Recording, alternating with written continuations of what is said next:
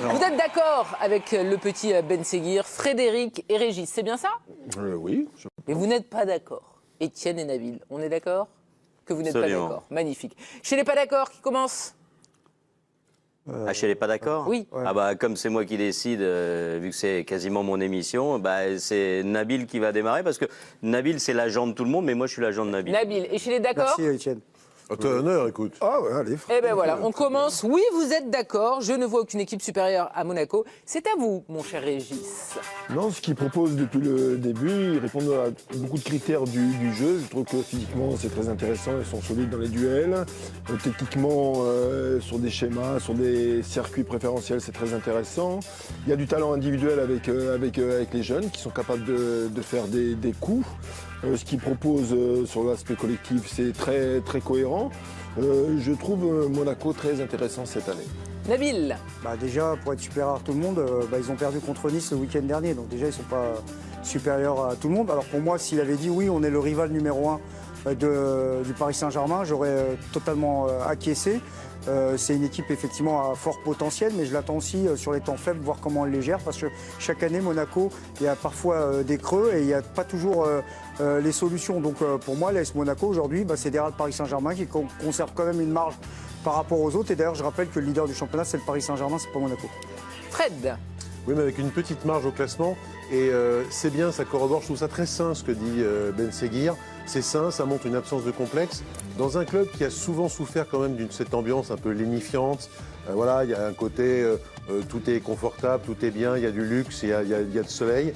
C'est pas mal, je trouve, de dire haut et fort, oui, on n'a peur de personne. Quand tu tapes le Barça en Ligue des Champions déjà pour démarrer la saison, je trouve que c'est cohérent. Voilà, ça a du sens et c'est bien que Ben Seguir les verbalisé. Ça ne veut pas forcément dire qu'ils sont meilleurs que tout le monde, en tout cas inférieurs à personne. Étienne.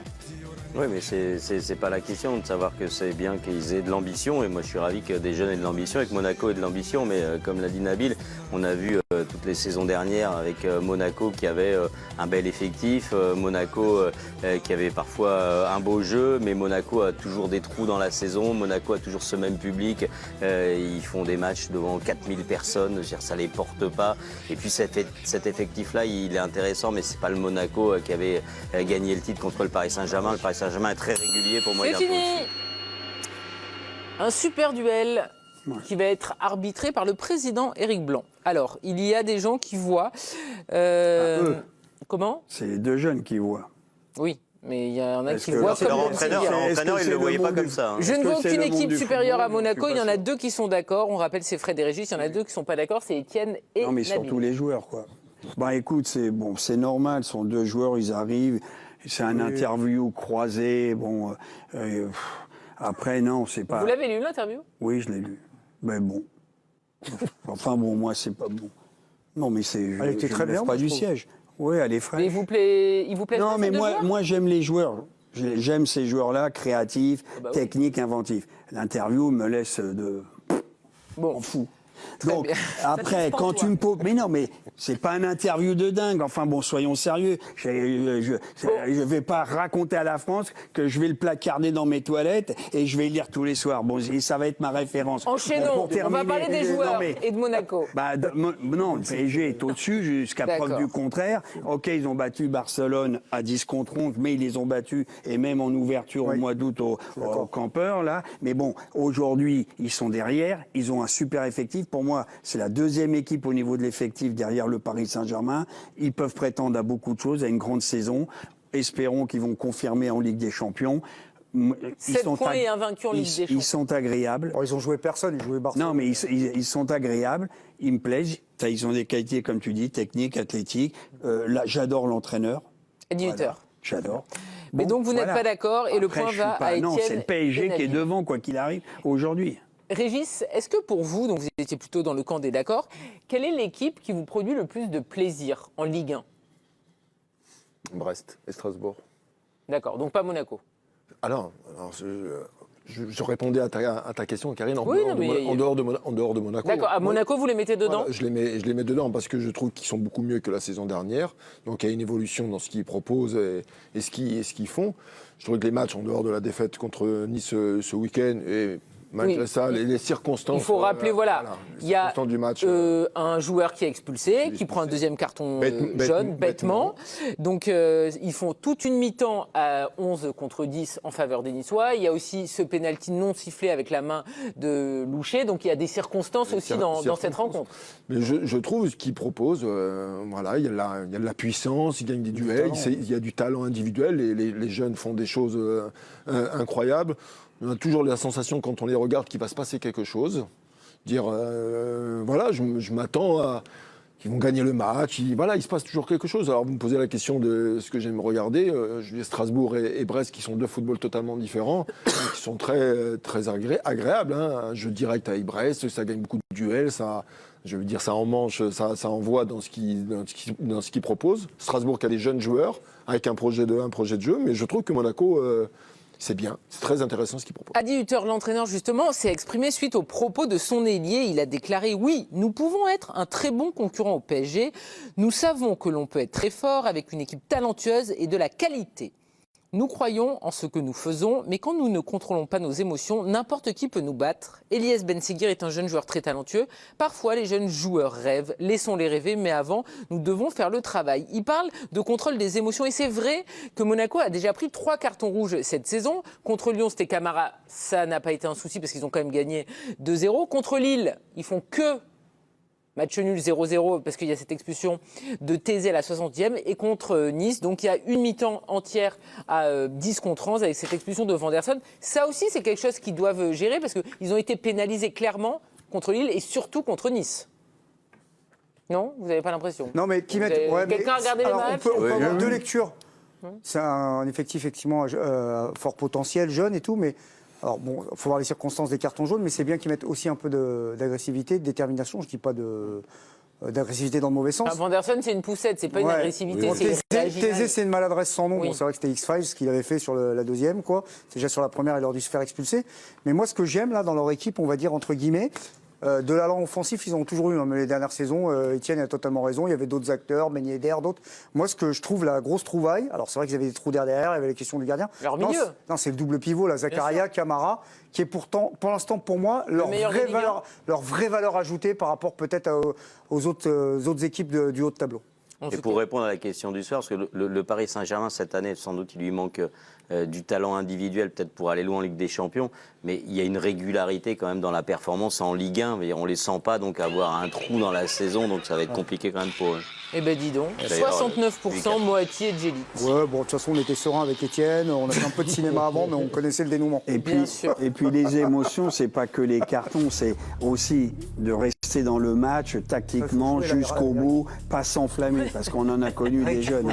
Ils terminent à l'harmonium et ils chantent des cantates. En tout cas, c'est un régal de les voir jouer sur les pelouses de Ligue 1 et de Ligue des Champions. Virginie, qu'est-ce qui se passe? Est-ce que je suis... Voilà Non, vous êtes sortis, paupiette, vous inquiétez pas. Nous allons jouer, donc c'est Étienne Moati qui a 2 jokers. Vous le savez. Real Madrid, secoué par une défaite humiliante 4-0 lors du dernier Classico et au cœur des polémiques autour du Ballon d'Or, doit impérativement redresser la barre en Liga. L'équipe merengue se déplacera à Mestalla samedi prochain à 21h pour y affronter le Valencia CF, dans le cadre de la 12e journée de Liga. Avec 6 points de retard sur le FC Barcelone, cette rencontre revêt une importance capitale pour les Madrilènes, qui n'ont plus le droit à l'erreur s'ils veulent rester dans la course au titre. Cependant, une crise bien plus grave que le football pourrait bouleverser ce rendez-vous. Depuis plusieurs jours, la ville de Valence est plongée dans le chaos à la suite d'une crue meurtrière et d'une violente tempête qui a ravagé la région. Les dégâts matériels et humains sont considérables, avec plusieurs dizaines de morts et des infrastructures totalement détruites. Les autorités locales doivent gérer une situation d'urgence, routes fermées, transports paralysés, et des municipalités submergées par les eaux. Dans ce contexte dramatique, le football apparaît relégué au second plan, et l'incertitude plane quant au maintien du match entre le Real Madrid et le Valencia Confère. Face à l'ampleur de la catastrophe, le Valencia CF envisage sérieusement de demander à la Liga le report du match de. Avant de continuer, pensez à vous abonner pour ne rien rater de l'actualité du Real Madrid. Laissez vos avis en commentaire et partagez la vidéo avec vos amis pour qu'ils rejoignent la communauté des Madridistas. À la Madrid. Samedi. D'ailleurs, le club a déjà obtenu le report des rencontres de Coupe du Roi prévues cette semaine, à l'instar du Levante UD, autre club de la ville.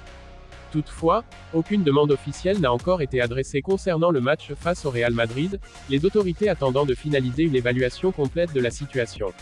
Si le report était demandé, il est peu probable que le Real Madrid oppose une quelconque résistance, se montrant prêt à suivre toutes les décisions prises dans l'intérêt des populations locales. Le club merengue a exprimé son soutien dans un communiqué officiel publié ce matin, témoignant de sa solidarité avec les habitants de Valence et les familles des victimes. Le Real Madrid CF, son président et son conseil d'administration souhaitent exprimer leurs condoléances aux familles et proches des personnes décédées en raison de la tempête qui a touché de nombreuses régions de notre pays, en particulier les provinces de Valence et d'Albacete. Le Real Madrid partage la douleur des populations affectées et leur témoigne son soutien et toute son affection.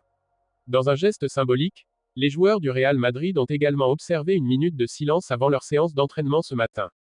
Le club démontre ainsi qu'il est prêt à mettre de côté toute considération sportive pour s'associer au deuil national et manifester son empathie. Ce n'est pas la première fois que Valence se trouve dans une situation délicate. En février dernier, après un incendie tragique dans le quartier de Campanar ayant causé la mort de 11 personnes, le Valencia CF avait demandé et obtenu le report de son match contre Grenade.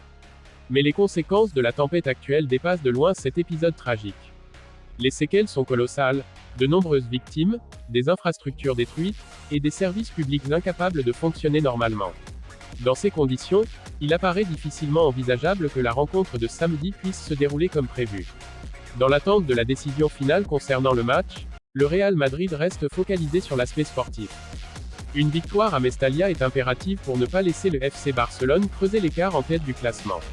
Mais l'équipe madrilène est consciente que le contexte ne se prête pas à une simple confrontation sportive. Si la rencontre est reportée, cela permettra au club de témoigner une fois de plus de sa solidarité avec les habitants de Valence, tout en soulignant que certaines priorités dépassent largement le cadre du sport. Pour le moment, la tenue du match entre le Valencia CF et le Real Madrid reste incertaine. Les institutions locales et la Liga devront rapidement trancher, en fonction de l'évolution des conditions météorologiques et des efforts de secours en cours. Quelle que soit l'issue, le Real Madrid a déjà montré qu'il restait avant tout un acteur solidaire, prêt à s'adapter aux décisions prises dans l'intérêt général. En attendant, joueurs, staff et supporters restent dans l'expectative, conscients que la victoire la plus importante ne se joue pas sur le terrain de Mestalla, mais dans la capacité des institutions et des populations à surmonter ensemble cette épreuve.